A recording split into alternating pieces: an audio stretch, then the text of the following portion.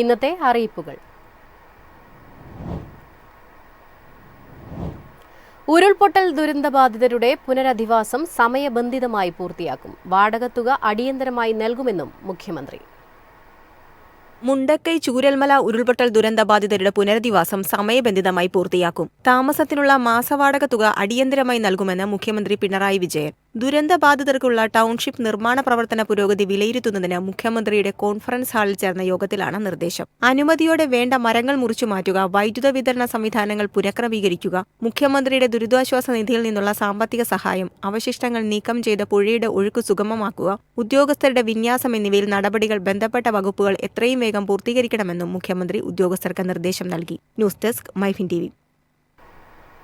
Ernakulam general ആശുപത്രിയിൽ ആശുപത്രി വികസന സൊസൈറ്റി മുഖേന സ്റ്റാഫ് നഴ്സ് തസ്തികയിലേക്ക് താൽക്കാലിക നിയമനത്തിന് വരുന്ന വ്യാഴാഴ്ച രാവിലെ 11 മണിക്ക് അഭിമുഖം നടക്കും. BSc nursing, general nursing, palliative മെഡിസിനിലെ ബേസിക് സർട്ടിഫിക്കറ്റ് കോഴ്സ് എന്നിവയാണ് യോഗ്യത. പ്രായപരിധി 40 വയസ്സ്. താൽപ്പര്യമുള്ള ഉദ്യോഗാർത്ഥികൾ യോഗ്യത തെളിയിക്കുന്ന രേഖകളുടെ അസൽ പകർപ്പ്, ബയോഡാറ്റ എന്നിവ സഹിതം സൂപ്രണ്ടിന്റെ ഓഫീസിൽ ഹാജരാകണം. തദ്ദേശ സ്വയംഭരണ സ്ഥാപനങ്ങൾക്ക് 213.43 കോടി രൂപ കൂടി അനുവദിച്ചതായി ധനകാര്യമന്ത്രി KN ബാലഗോപാൽ.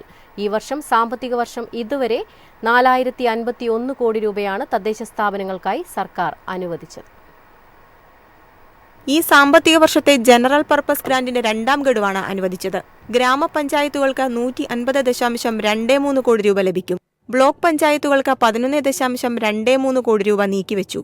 ജില്ലാ പഞ്ചായത്തുകൾക്ക് 7.89 കോടി രൂപയുണ്ട്. മുനിസിപ്പാലിറ്റികൾക്ക് 25.83 കോടി രൂപയും കോർപ്പറേഷനുകൾക്ക് 18.25 കോടി രൂപയും ലഭിക്കും. ഈ സാമ്പത്തിക വർഷം 6 ആഴ്ചയ്ക്കുള്ളിൽ 4051 കോടി രൂപയാണ് തദ്ദേശ സ്ഥാപനങ്ങൾക്കായി സർക്കാർ അനുവദിച്ചത്.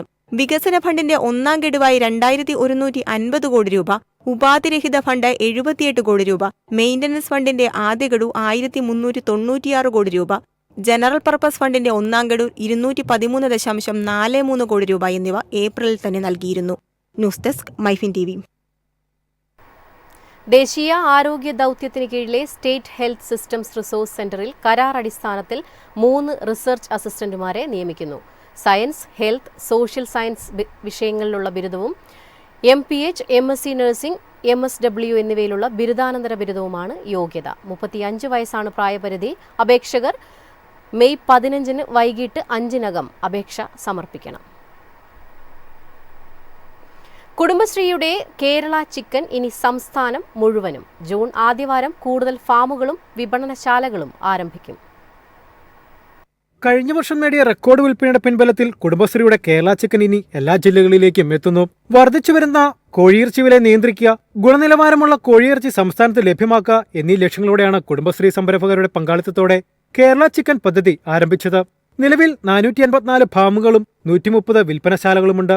പ്രതിദിനം 58,000 കിലോ കോഴിയിറച്ചി വിപണനശാലകൾ വഴി വിൽക്കുന്നുണ്ട്.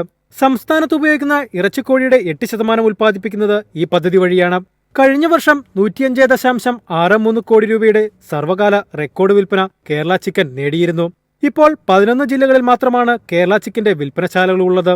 ഇടുക്കി, വയനാട്, കാസർഗോഡ് ജില്ലകളിൽ കൂടി അടുത്ത മാസം ആദ്യം മുതൽ പുതിയ ഫാമുകളും വിപണനശാലകളും ആരംഭിക്കും. News desk MyFin TV.